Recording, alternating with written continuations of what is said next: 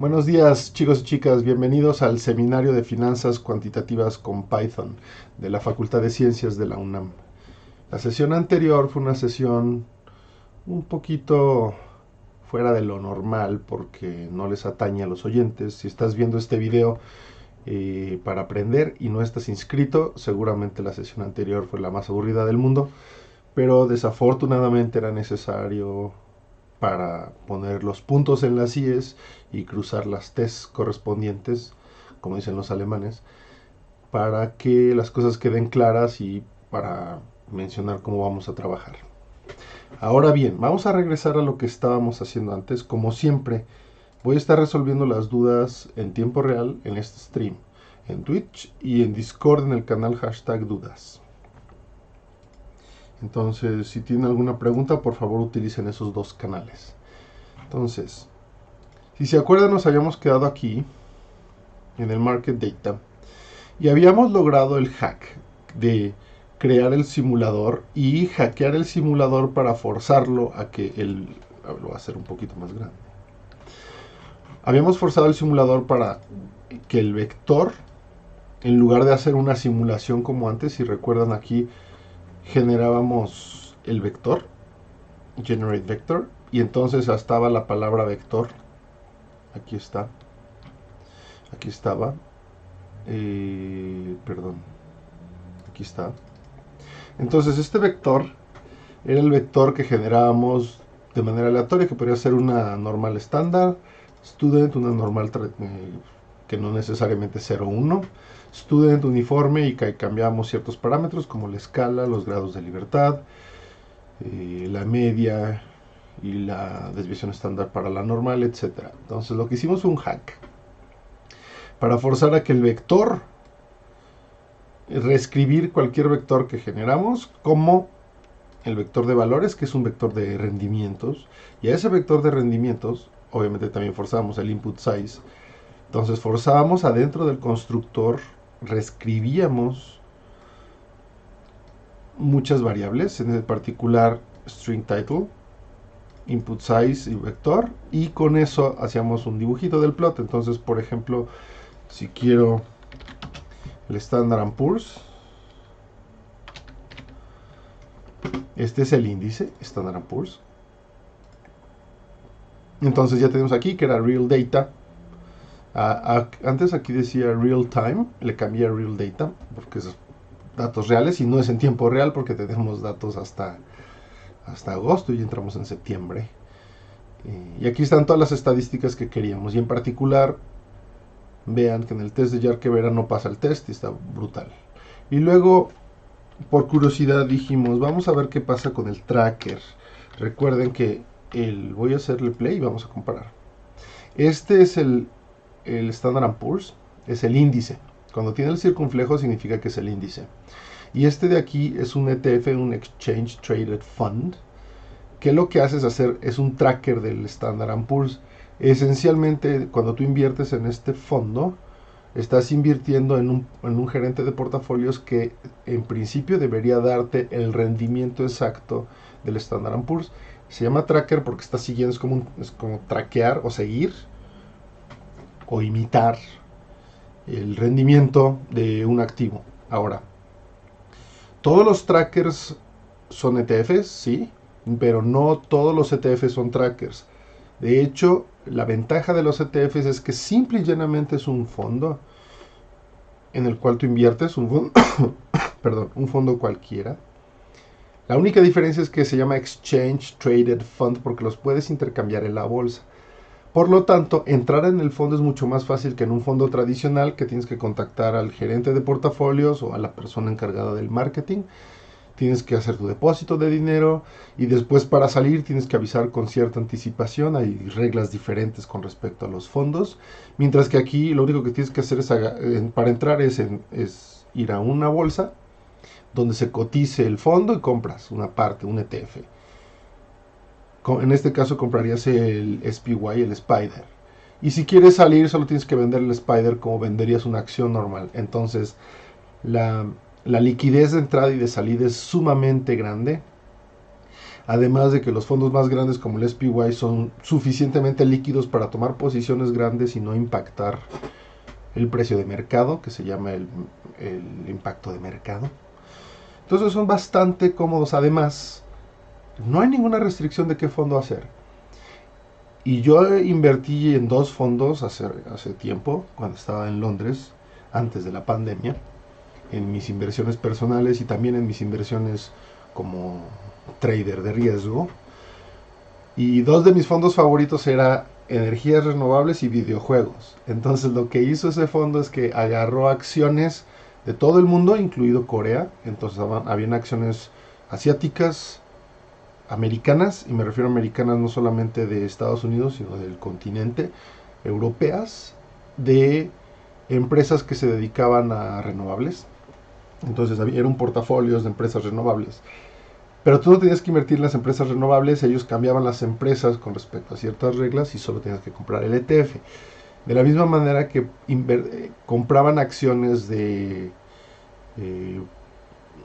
compañías que se encargan de producir y de gestionar videojuegos como Ubisoft, Activision Blizzard, etcétera, y entonces podías participar en la alza de las acciones de videojuegos sin tener que comprar las acciones en sí.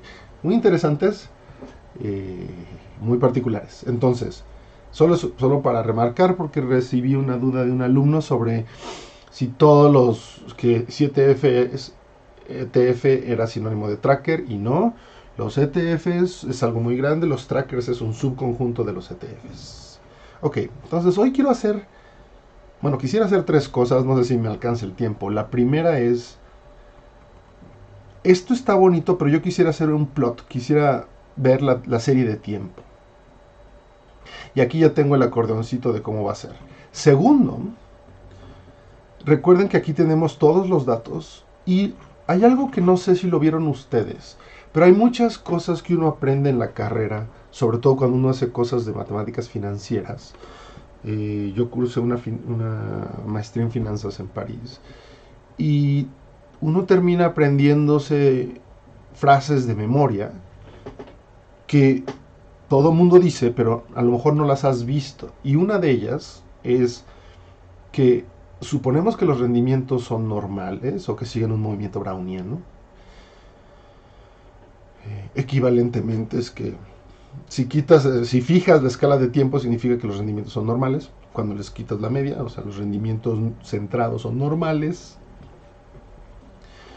Para los que no han llevado sus cursos de procesos estocásticos y que creen que les hablo en sánscrito antiguo cuando digo movimiento browniano, simplemente el movimiento browniano, cuando le quitas la media y fijas la escala del tiempo, te queda una variable aleatoria normal, centrada, es decir, de media a 0, pero la varianza no es necesariamente 1.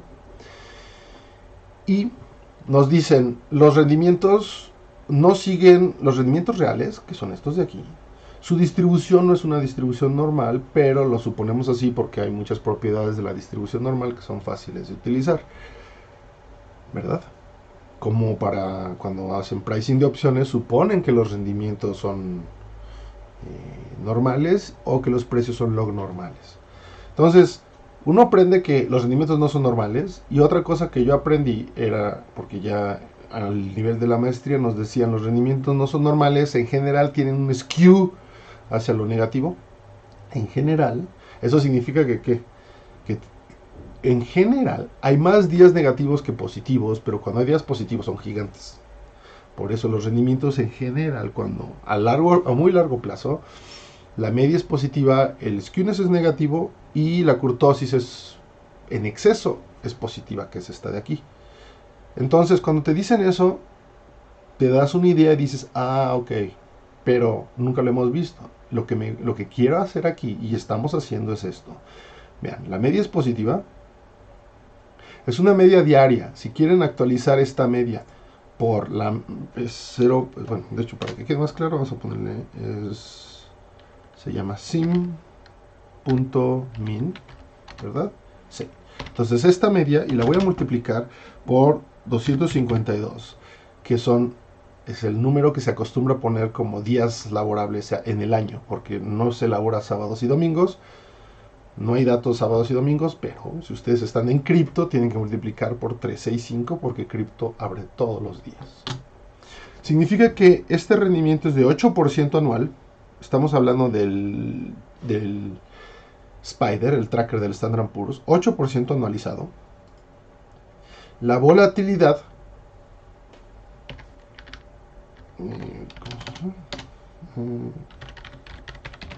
vamos a ver, la volatilidad es así. Ahora pensando, esta es la volatilidad diaria de 1%, 1.14 o 15. La volatilidad diaria la quiero pasar a volatilidad anualizada. Si estoy suponiendo que los rendimientos son un movimiento browniano, el movimiento browniano, la parte, tiene dos partes. Tiene la parte lineal en tiempo y la parte del browniano en sí, que es una normal, pero que se escala como la raíz cuadrada del tiempo. Entonces, se acostumbra a decir que, o sea, digamos, no es que se acostumbre a decir, es un consenso que a menos de que estemos jugando con modelos mucho más sofisticados tipo fractales o brownianos fraccionarios, se supone que los rendimientos se escalan linealmente en tiempo, por eso estoy multiplicando por t, y se escalan como la raíz cuadrada en volatilidad. Esto me dice que el rendimiento del SPY es 8%, 8.5 anualizado, con una volatilidad del 18%. Así es como se acostumbra a poner. Entonces, cuando hagamos este cambio, está muy bien esto del mean y volatility, pero cuando hagamos esto, cuando escribamos la clase bien, de no hacer como un hack aquí sin escribir la clase, vamos a modificar estos valores para que sean anualizados, estos dos. La skewness y la kurtosis se quedan así, pero la media y la volatilidad se quedan así. Ahora, ¿por qué se hace esto? Y es aquí cuando vamos a empezar a trabajar como financieros. Si yo te digo, o les digo, que estoy invirtiendo en algo que me da 8% anual, 8.6, pueden decir, está bien, quiero invertir ahí. Pero eso no es toda la historia. No es lo mismo invertir en algo que les da 8% anual con 18% de volatilidad que algo que les da 8% anual con 40% de volatilidad. O algo que les da 8% anual de rendimiento, pero la volatilidad es del 2%. Una pregunta a los que están viendo el stream.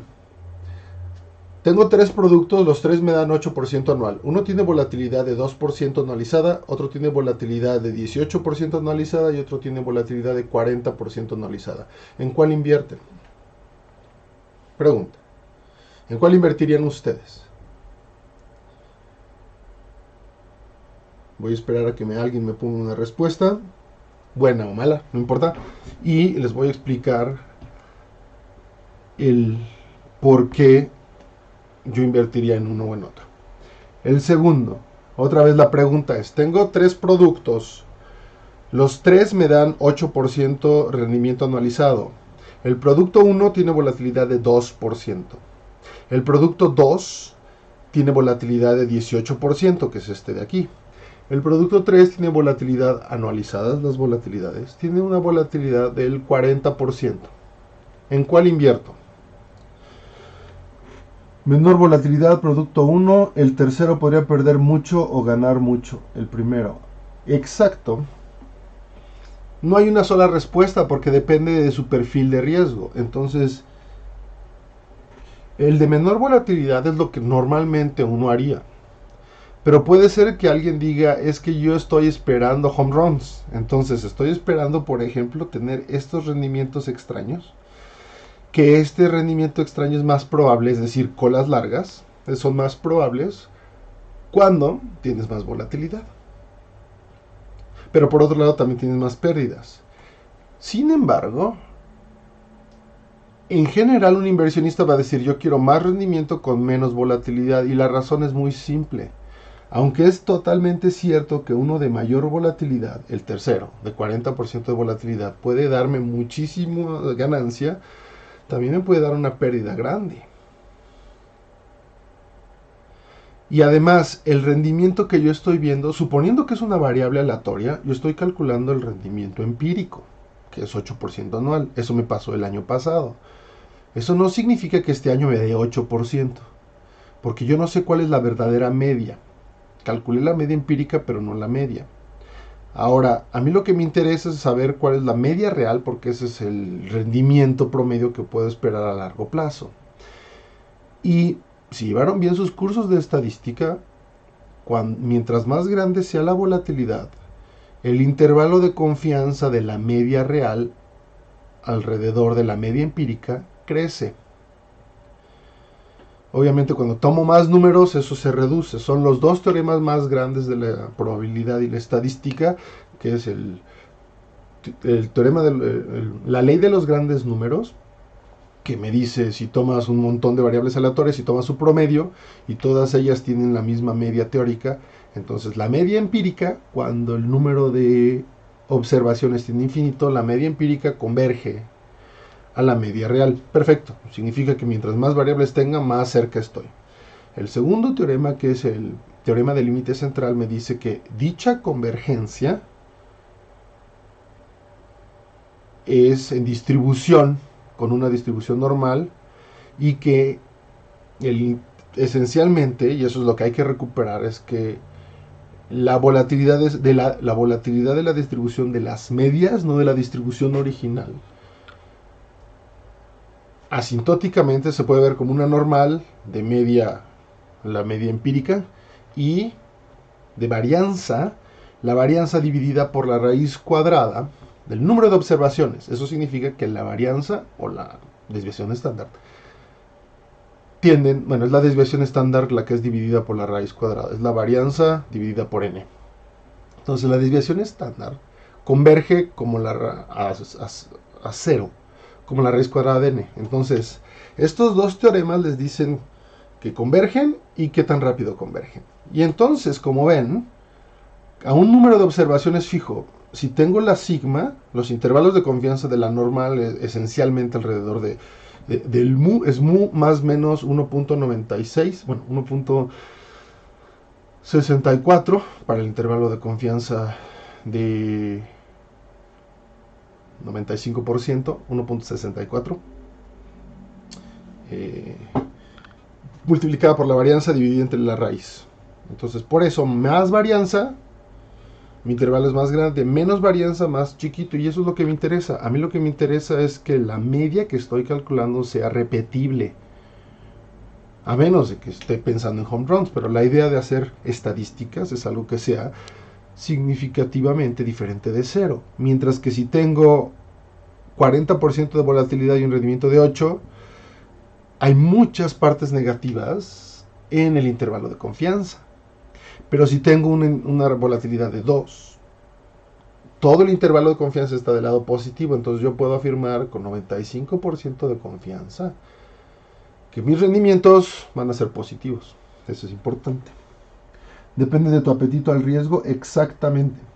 Depende del perfil en riesgo y de preferencias. Estoy totalmente de acuerdo, pero en este caso, cuando yo les quiero dar esta media, lo primero que hace un inversionista es, ok, me das esta media, ¿qué tan repetible es? Entonces eso sí depende de la volatilidad, y mientras la volatilidad sea menor, la media es más repetible.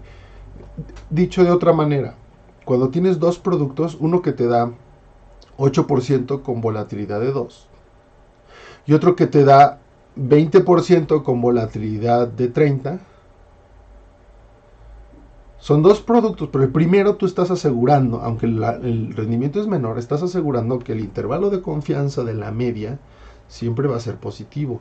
En el segundo caso no es así, puedes tener pérdidas, pero puedes tener home runs. Entonces es verdad que sí depende de tu perfil de riesgo, totalmente cierto.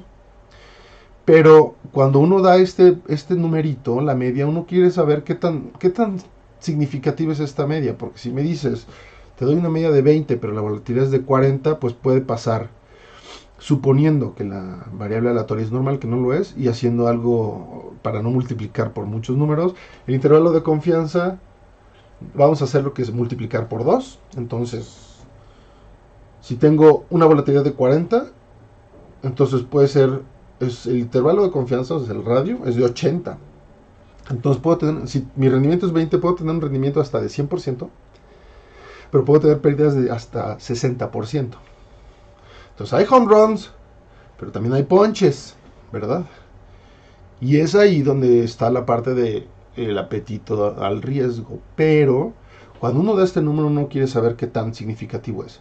Entonces, los financieros se les ocurrió un número especial que se llama el cociente de Sharpe. Y esencialmente es tomo la media anualizada,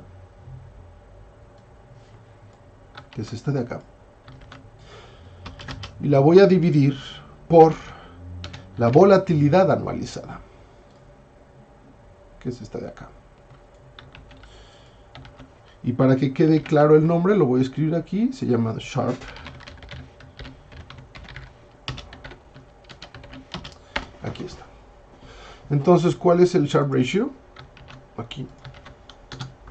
Es de 0.47. ¿Y cómo se interpreta esto?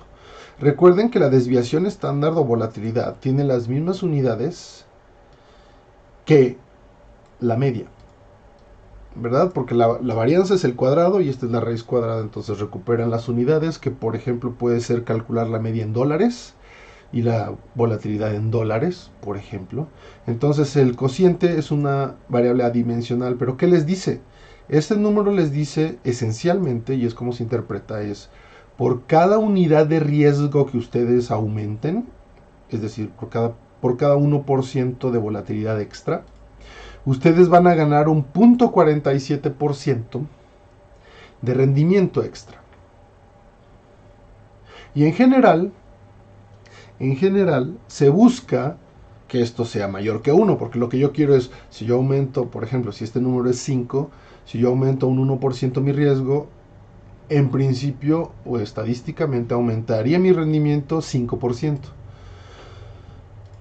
Y cuando ustedes crean una estrategia de inversión, lo primero que les van a pedir los inversionistas es cuál es la media y cuál es tu Sharpe Ratio.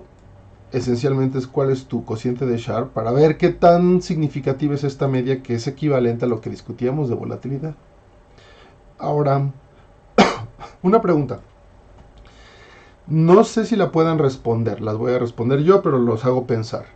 En general se pide que para una estrategia de inversión se pide que el cociente de Sharpe sea al menos 2.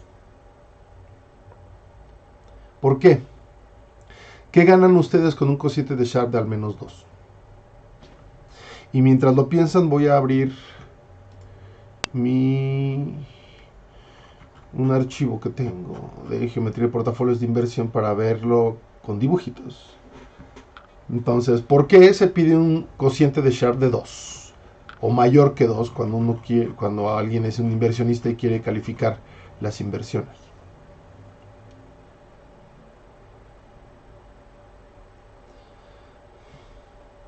Aquí está.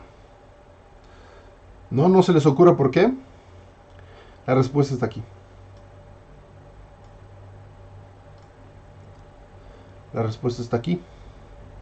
Y es porque cuando ustedes tienen un Sharpe de 2, entonces los rendimientos que ustedes obtienen van a ser, si ustedes obtienen un rendimiento, el rendimiento va a ser positivo. Es decir, que todo el intervalo de confianza va a ser positivo. Entonces piénsenlo así. Supónganse que tengo el rendimiento que sea, pero ¿qué es Sharpe? Sharpe es mu dividido por sigma, ¿verdad? Entonces vamos a escribirlo acá. Entonces tengo mu dividido por sigma, lo voy a escribir así. Entonces tengo mu dividido por sigma es mayor que 2, ¿verdad? Cuando despejan el sigma y lo multiplican acá, ¿qué les queda? Que mu es mayor que 2 por sigma, ¿verdad? Y si despejan más, les dice que mu menos sigma, menos 2 sigma es positivo.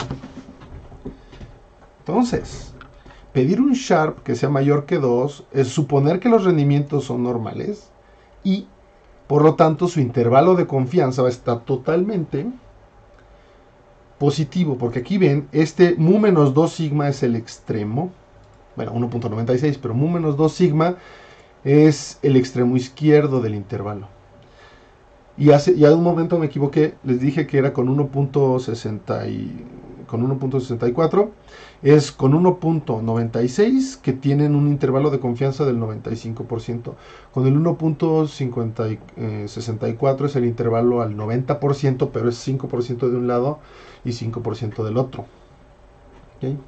Entonces, esta medida de Sharpe, cuando tiene un Sharpe mayor que 2, le permite saber al inversionista perfecto. Entonces, el rendimiento que me estás ofreciendo, que es positivo, puedo suponer que en un 95% de los casos, o bueno, con una confianza del 95%, es un rendimiento positivo. No el empírico que me estás reportando, sino el rendimiento real, pensando en estos intervalos de confianza. Otra vez haciendo una suposición que los rendimientos son normales o que siguen un movimiento browniano. Pero esto es importante. Por eso se pide el cociente de Sharpe. Y entonces, obviamente, si yo tengo el cociente de Sharpe y tengo la media, puedo encontrar cuál es el valor de sigma, ¿verdad? Es muy sencillo. Entonces, muchas veces lo que se reporta no es la volatilidad en sí, sino la media y el cociente de Sharpe. Entonces, si ustedes tienen por ejemplo, una estrategia que deja 10%, pero tiene un Sharpe de 2, dicen, es perfecto. Y si tiene un Sharpe de 5 o de 10, es maravillosa. Porque entonces el intervalo de confianza va a ser mucho más chiquito y entonces, equivalentemente, ustedes van a tener más certeza sobre la media a largo plazo. Entonces, en qué quieren invertir es verdad que depende del apetito de riesgo, pero cuando van a evaluar cosas, lo que quieren evaluar es si esta media, qué tan factible es reproducir esta media, y eso es el intervalo de confianza. Aquí está. De esta manera. ¿De acuerdo? Vamos a trabajar esto un poquito con más detalle cuando abordemos cosas como el valor en riesgo, que eso lo voy a abordar mañana, que está aquí. Entonces, esencialmente tiene que ver con los intervalos de confianza, y el cociente de Sharpe es una métrica natural en finanzas. Es lo primero que le piden a alguien cuando les quiere vender un fondo de inversiones. Es, dame la media y dame el Sharpe. Si me das una media de 5% y me das un Sharpe de 0.001, digo, no vale la pena. Porque la media que me estás reportando no es reproducible. El intervalo de confianza es tan grande que puede ser un home run. Ahora que si ustedes quieren entrarle a los home runs, es perfecto, pero es porque están decidiendo tomar un riesgo de rendimientos negativos grandes en valor absoluto. Entonces, grandes pérdidas, pero potencialmente grandes ganancias. Mientras que cuando ustedes calculan el cociente de Sharpe, esencialmente están viendo, dame una media y quiero ver qué tan reproducible es tu media. Digamos, qué tan estable es este valor medio, como para saber si invierto en este fondo, si repetidamente cada año me va a dar una inversión parecida. Esa es más o menos la idea. ¿Okay? Bueno, hasta aquí vamos bien. Voy a borrar esto de aquí. Nada más era para explicar una nueva métrica que se llama el cociente de Sharpe. Entonces, sería interesante cuando vemos datos reales no solamente escribir la media y la volatilidad anualizada, sino que además agregarle el cociente de Sharpe, que es una métrica muy utilizada en finanzas, que esencialmente es la primera métrica que se exige a un fondo de inversiones. Entonces, cuando vamos a evaluar portafolios, el Sharpe es importantísimo. Entonces, aquí nos falta una pequeña métrica que es Sharpe. Lo ponemos en mente. Segunda cosa que queríamos hacer es, quiero hacer el plot de la time series. La ventaja es que Python tiene muchísimo potencial. ¿No hay preguntas? Parece que no. Python tiene muchísimo potencial con las librerías que estamos importando, y en particular con Pandas.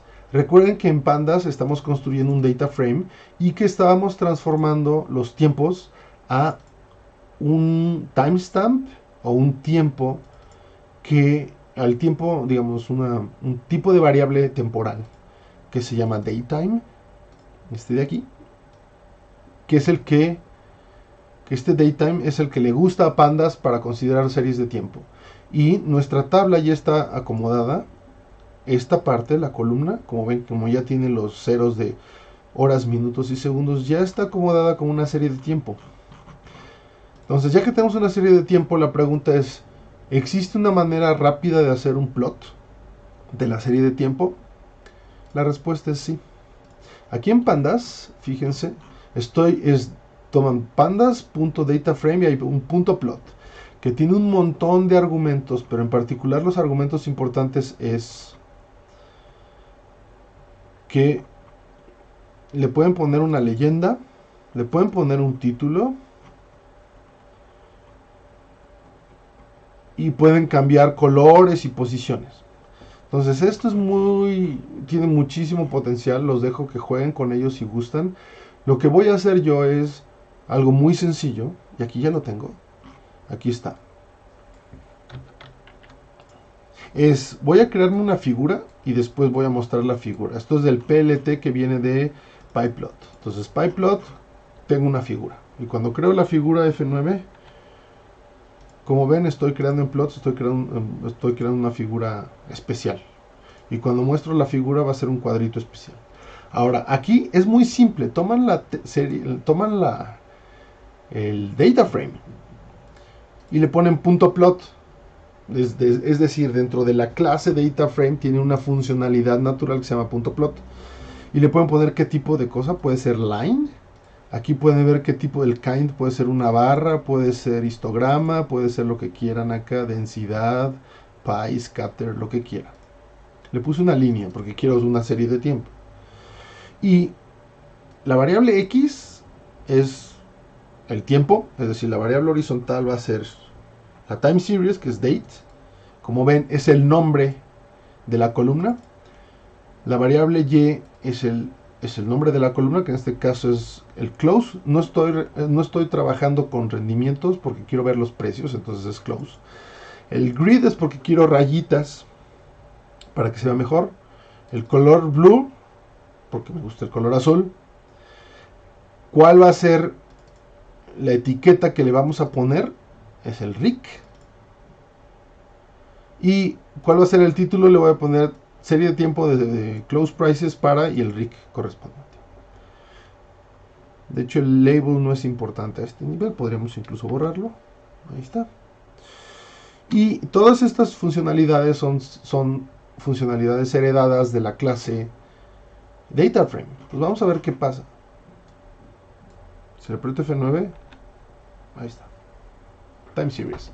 Entonces aquí ya me está poniendo la Time Series, la organiza bien porque nos tomamos la molestia en este paso de asegurarnos que la columna de fechas, date,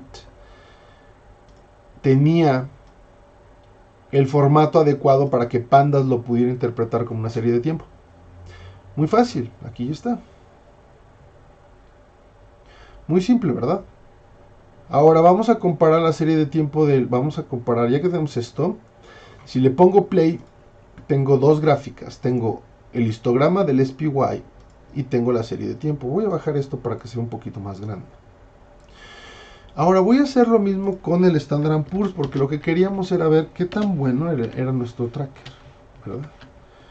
Una primera cosa que nos queríamos preguntar, vamos a ver. Entonces, este es el SPY, fíjense, estoy cambiando y los precios casi no cambian. Lo que cambia es la escala, miren, pasa de 380 a 3800, porque es 10 veces más barato entrar, tomar una posición en el SPY, recuérdense que son $400, algo así, ¿verdad? Entonces, como ven, se mueven tantito las gráficas, pero es casi lo mismo. Ahora, esto puede ser un engaño de escala. Idealmente nos gustaría graficar las dos juntas, pero eso lo voy a dejar para cuando veamos el modelo de Capital Asset Pricing Model, porque es una regresión lineal de un activo contra el otro. En este caso va a ser del SPY contra el Standard & Poor's. Queremos ver si es una recta y si la recta tiene pendiente 1, porque quiero que uno reproduzca al otro. Entonces vamos a graficar primero esa recta de regresión lineal y después vamos a también graficar las dos series. Ahora, eso es un spoiler que les estoy dando. Así no funcionan las cosas en finanzas. Las cosas en finanzas como funcionan son de la siguiente manera. Uno quiere hacer algo y tiene un interés de encontrar cierto tipo de parámetros o encontrar cierto tipo de patrones. Entonces, nuestro gerente de portafolios nos dijo, oye, ¿me puedes crear esto de aquí? Y se lo repetimos y me dijo, está muy bonito, ahora me puedes crear el plot de la serie de tiempo, me gustaría verlo. Aquí está. Siguiente pregunta que hizo nuestro gerente es, ¿y puedo comprar dos? Y le digo, ok, no es muy difícil, ¿sabes? Pero, ¿para dónde vas? Después le preguntaría yo a mi gerente de portafolios, como es, ok, te lo puedo hacer muy fácil, puedo ponerte aquí dos time series y las comparas, pero ¿eso es suficiente para ti para cuando quieres comparar dos series de tiempo? ¿O preferirías algo un poco más cuantitativo que nada más al ojímetro ver qué tanto se yuxtaponen una con otra? Y entonces probablemente mi gerente de portafolio, si es cuantitativo, que es lo que estamos suponiendo en este curso, va a decir, cierto, porque si están bien, si están bien empalmadas, me gustaría cuantificarlo mejor y probablemente me gustaría saber con una regresión lineal qué tan bien los rendimientos de uno reproducen los rendimientos del otro tracker. Y le digo, ok, existe un modelo que se llama Capital Asset Pricing Model que hace eso. Y además puedes ir más allá porque te permite ver no solamente qué tan bueno es un tracker, sino qué tanto riesgo vas a tomar con ciertas posiciones, considerando como base, por ejemplo, el Standard & Poor's. Entonces puedes comparar el riesgo del Standard & Poor's contra sus sectores o contra ciertos activos o incluso contra cripto y ver qué tanto se mueve, qué tanta correlación hay entre ellos, por ejemplo, y qué tanto tú puedes asumir o suponer que el rendimiento por ejemplo, de Bitcoin puede estar explicado con el Standard & Poor's. Entonces, ahí vamos más adelante. Obviamente eso requiere que uno tenga conocimiento de los distintos modelos y sus limitaciones. Obviamente hacemos trampa porque sabemos qué modelos vamos a ver en este curso. Pero mientras más modelos saben es mejor. Y en ese caso voy a posponer, aunque sería muy bonito verlo, lo voy a posponer, pero manténganlo en mente, la pregunta de qué tan buen tracker es el Spider. Aquí parece que está bueno, porque no se mueven mucho. Segundo, cuando vimos esto, los rendimientos son los mismos. La volatilidad, skewness y kurtosis, los primeros 4 momentos son muy similares. Entonces, bajo estas perspectivas, yo esperaría que sí haya mucha similaridad entre los dos y que sí fuera muy fácil explicar el SPY a partir del Standard & Poor's. Porque se supone que es el tracker, si el Standard & Poor's se mueve, yo esperaría que el SPY se moviera consecuentemente, ¿verdad? Pregunta. ¿Cómo analizamos la media y la volatilidad tomando la serie de datos temporalidad? No, aquí lo puse. Anualizar la media es, estoy suponiendo, fíjate, aquí lo repito otra vez para que quede claro. La media, estoy suponiendo que crece linealmente en tiempo. La media que estamos calculando en estos histogramas es una media diaria. La volatilidad también es diaria. Entonces, la media, estoy suponiendo que se escala linealmente en tiempo, entonces multiplico por el número de días, que de manera común se acostumbra a poner como 252. Y la volatilidad, suponiendo el movimiento browniano, y es una suposición clásica, es, en finanzas, es que la volatilidad se escala como la raíz cuadrada del tiempo, que la tienes aquí. Es una suposición, no es una aseveración, es una suposición. Entonces, lo que yo voy a hacer después es tomar esta media, multiplicar por 252, tomar esta volatilidad y multiplicar por la raíz cuadrada de 252, que a ojo de buen cubero piense que es 16. ¿Por qué?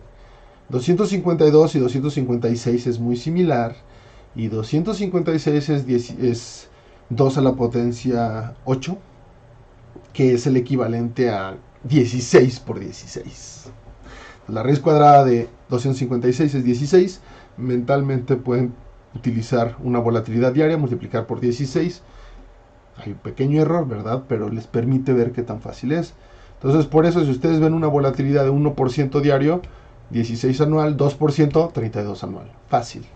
Es el tipo de preguntas que a lo mejor les van a hacer en una entrevista cuantitativa, porque esperan que tengan esto y que hagan los cálculos rápido. ¿Ajustamos dependiendo de la ventana de tiempo de nuestra serie de tiempo? No.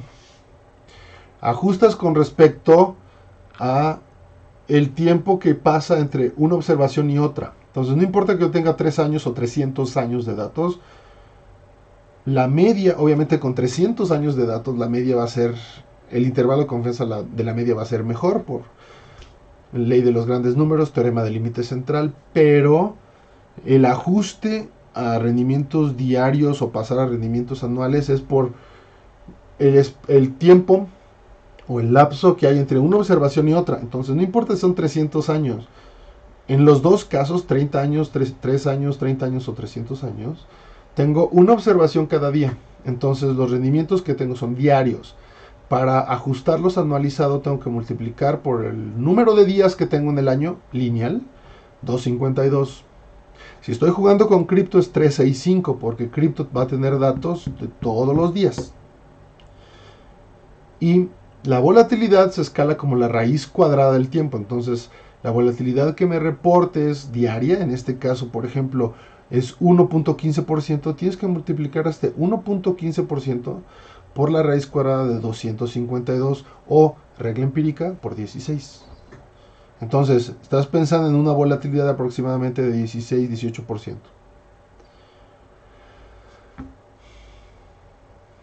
¿Ok? Así es como funciona.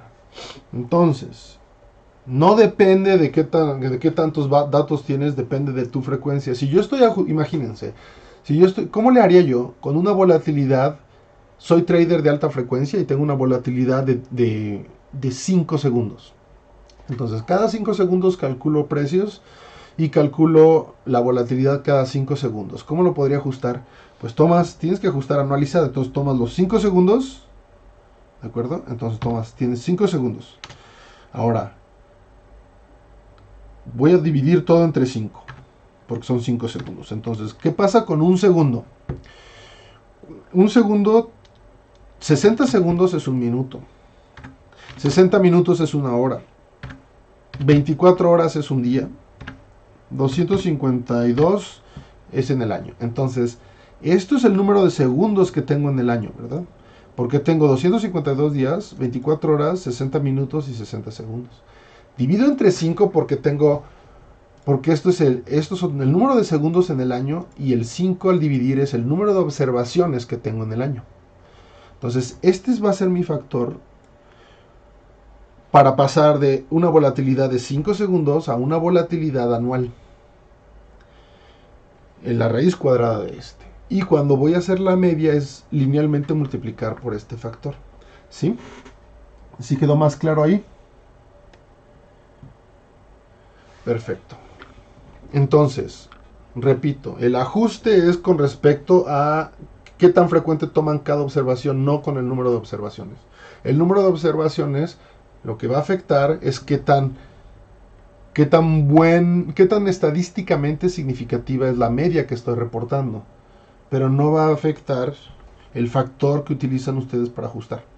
Entonces, esto es para comentar un poco lo que vamos a hacer. Ahora, lo que quiero hacer ahora, y les había dicho, es que a mí me platicaron, y lo vi en mis cursos, que todos los rendimientos reales, ninguno sigue una distribución normal, que todos tienen una media positiva en general a muy largo plazo, porque en general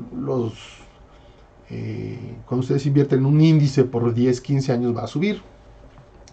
Que tiene una skew negativa porque la gran mayoría de los días van a ser rendimientos negativos, pero la media es positiva porque en general cuando hay rallies o hay ganancias muy grandes y compensan, y que la kurtosis es más grande que la kurtosis en exceso, es positiva, tiene colas más largas que la distribución normal, entonces hay Como diría el gran Taleb, con su libro de los cisnes negros, el Black Swan. Tenemos mucha probabilidad de Black Swans que nos gustan o que no nos gustan, es decir, de rendimientos muy extremos. Más probabilidad que lo que indica la distribución normal. Pregunta, si tenemos una volatilidad fija anualizada ya establecida, ¿hay alguna crisis o earning que cambie? No entiendo la pregunta. La volatilidad es una métrica, no está establecida. La volatilidad no está establecida, tampoco el rendimiento, porque es una variable aleatoria. Ahora, si tú estás asumiendo que es una variable aleatoria que tiene una volatilidad dada, y entonces que no importa qué periodo de tiempo la volatilidad se va a reproducir, que creo que es lo que estás preguntando, si eso fuera cierto, entonces no, las crisis no afectarían. O podrías decir que una crisis que afecta en un año es una cosa extraña porque afectó un año y con más volatilidad, pero se compensa con años de menos volatilidad. El problema que veo aquí con la pregunta que haces, y no estoy diciendo que eso sea la pregunta que estás haciendo, pero quiero responder de esta manera, es hay que tener mucho cuidado. Si ustedes asumen que existe la volatilidad y que la volatilidad es fija, es constante, está bien, pero es una suposición que no se repite en las variables aleatorias reales o, por ejemplo, en los mercados financieros. Va a haber años de más volatilidad y años de menos volatilidad. Y además, si tú tomas una serie de tiempo de 30 años o de 300 años, bueno, no tenemos 300 años de datos, pero de 10 años o de 30 años o de 50 años, la volatilidad de todo ese periodo va a ser diferente. Sobre todo si eres colmilludo y escoges periodos de gran volatilidad, por ejemplo, alrededor de la crisis de los productos derivados, que fue creo que en el 85. Si haces cosas alrededor de 1929, que fue la Gran Depresión, si haces cosas alrededor de marzo del 2020, que fue el COVID, si haces cosas alrededor de la caída de Lehman Brothers, o no. Entonces, muy peligroso suponer que como son variables aleatorias tienen una media constante y una volatilidad constante. Muy peligroso. Es un modelo, pero definitivamente no reproduce la realidad. Ahora, para terminar, pues lo que voy a hacer es lo siguiente. Me voy a meter al directorio que es este de aquí. Esta variable directorio, F9, es donde tengo todos los archivos de datos. Todos los archivos de datos aquí. Ahora, lo que yo quisiera hacer es lo siguiente. Quiero calcularme una tabla como esta, pero quiero que la primera columna sea el RIC y la segunda columna sea el test de normalidad de Yarkevera. ¿Se acuerdan que es la variable aleatoria isNormal? Es esta de aquí. Es esta isNormal. Entonces quiero una tabla que me dé todos los RICs de todo este directorio. Entonces es un loop que para cada archivo de acá agarre el RIC, corra este procesito, calcule isNormal y que lo ponga en la siguiente columna. Es decir, quiero saber si alguno de los activos reales pasa su test de normalidad. Simplemente. Ok. Ahora, ¿cómo le hago? Este es un loop muy sencillo. Es OS de sistema operativo. Entonces tengo que agregar esta librería. Se llama OS. F9. Ya la agregué. Y lo que hago es, en el directorio que le estoy poniendo, que es este de aquí, quiero utilizar OS listdir. Esto de listdir OS va a ser una lista de todos los archivos que están ahí. Entonces, de cada uno de los archivos que están ahí adentro, vamos a hacerlo así. Vamos a hacerlo con calma. Print file name. Print.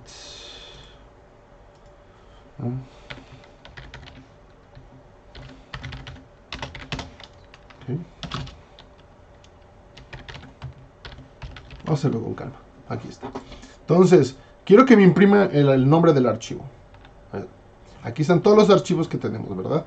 Es que no quiero repetir esto y estar cambiando manualmente estos. Soy flojo y un buen programador es flojo. Porque estás tratando de hacer cosas que no se repitan. Entonces quiero iterar sobre todos esos. Como ven, hay un patrón muy claro y por eso escogí la manera de organizar los archivos. Después del punto es un CSV, pero antes del punto tengo el RIC, ¿se acuerdan? Entonces lo que voy a hacer es, le voy a decir, ¿sabes qué? Voy a decir que el RIC es igual a filename.split. Ok, y le pongo así. Split por punto. Fíjense. Filename. Entonces vamos a decir, ahorita para jugar, vamos a decir que filename es igual a RIC más .csv. ¿Okay? Entonces tenemos esto. Entonces voy a poner así filename. Es el Standard & Poor's. Entonces si a ese filename le hago esto, F9, estoy haciendo un split de un string. Este es un string. Hago el split de un string con respecto al punto decimal y me construye una lista. Entonces, el primer elemento, obviamente el punto decimal desaparece. Entonces, lo que esté a la izquierda del punto decimal es la entrada 0. Recuérdense que está indexada por 0 y esta es la entrada 1. Entonces, si hago esto, me va a dar el RIC, ¿verdad? F9. ¡Wow! Genial. Entonces ya tengo el RIC. Ahora, con el RIC que tengo, ¿qué es lo que quiero hacer? Ok, ya tengo el RIC.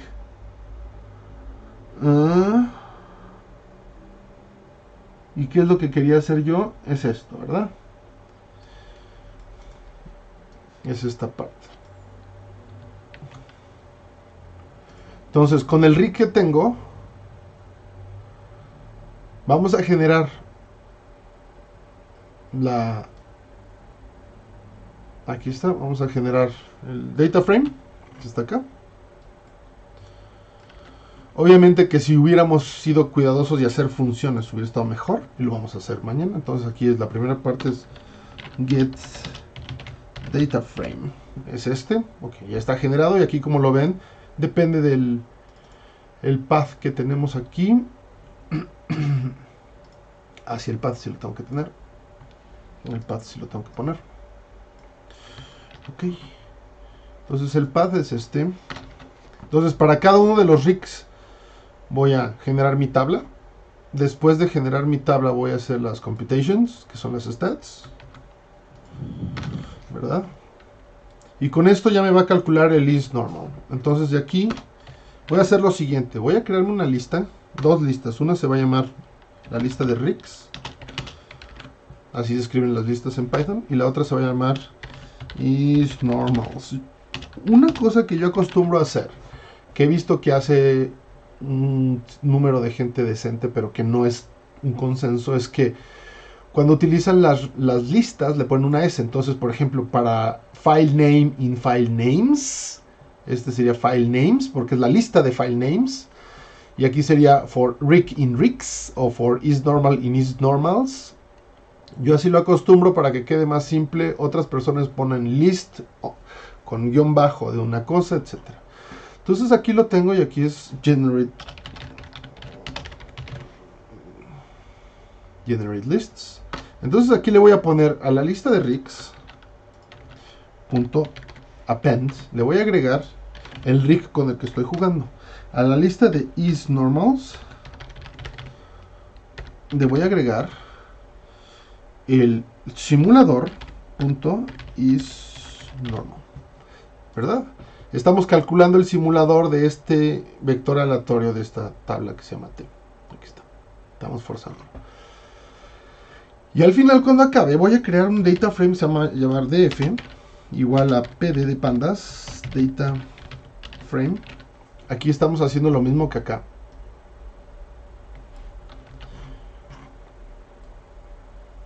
¿Verdad? Y ahora sí, es un data frame vacío, y voy a decir la columna, así, la columna RIC va a ser mi lista de RICs. La columna isNormal va a ser mi lista de isNormals.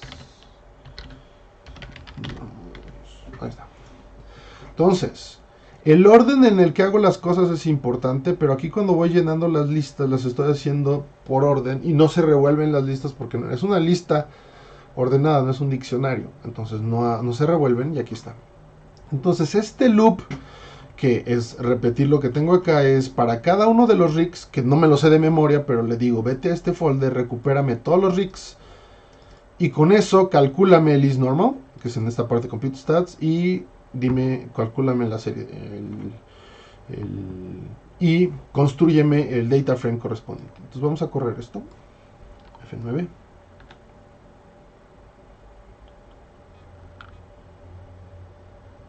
Aquí tengo readme CSV. No le gustó el readme. Entonces creo que tengo aquí un readme que no le gustó. El readme no le gustó. Entonces voy a poner acá extensión. Extensión es igual a bueno, más fácil es if rig es igual a readme.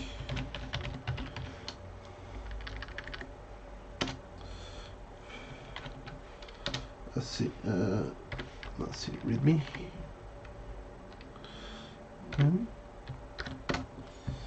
Y vamos a buscar acá. Quiero mostrarles el Python if skip to next iteration. Skip to next iteration. Aquí está. Entonces, ¿cómo hacemos esto? Se llama la palabra continue. Entonces, significa que no me gusta esa y utilizo continue. Entonces, continue. Ahí está. Con esto ya debería funcionar. Entonces, vamos a hacerle así. F9. Ya funcionó. Imprimió cosas. Entonces me voy aquí a mi DF, que tengo 54, y además puedo darle clic acá para ordenarlo. Y miren, casi todos son falsos excepto el MXX y el EWW. Interesante. Vamos entonces a ver qué pasa con el MXX. Puede ser que hayamos hecho algo mal, pero por el momento, si no hicimos nada mal, va a decir que esto es normal. MXX. Interesante. Vean, la kurtosis es incluso, este es el punto importante. La kurtosis es negativa. Y el MXX, el índice de precios y cotizaciones mexicano, en esta serie de tiempo del 2021, pasó su test de normalidad. Interesante. Entonces, otra vez, esas reglas de que todos los activos ningún activo sigue una distribución normal, es falsa, pero suponer que todos los activos siguen una distribución normal es peor, porque vean aquí, solo hay dos, si lo organizo así, hasta arriba, solo hay dos que son normales, y todos los demás es falso, son no normales. El otro, el que sigue, el EWW, es el tracker del... No es el tracker, es el portafolio mexicano del MSCI. Entonces vamos a poner F5. Bueno, desde acá. F9. Aquí es, como ven, este es muy diferente a este. Este es desde el 2022, no tenemos muchos datos. El 2022 acá es esta parte. Entonces, no parecen muy similares. Y aquí sí ven el rendimiento. Este rendimiento es diferente de este. Bueno, es la escala de tiempo. Pero aún así, aquí dice que es normal. Otra vez, ¿por qué? Porque resulta ser que por alguna razón no tenemos rendimientos no tenemos tantos swings. Entonces las colas no son tan largas. Y con esto compensa la estadística de Yarkevera. ¿Verdad? Interesante. Entonces, en general, los rendimientos no son normales. Es una cuestión curiosa que sean normales, como en este caso. ¿Sí? Perfecto. Entonces, me colgué un poquito porque quería hacer esto. Mañana hacemos limpieza de todo esto y lo factorizamos en clases y funciones. Y a partir de la semana que entra ya entramos con el nuevo modelo de Capital Asset Pricing Model. Entonces, gracias por su atención. Nos vemos mañana. Mauricio out.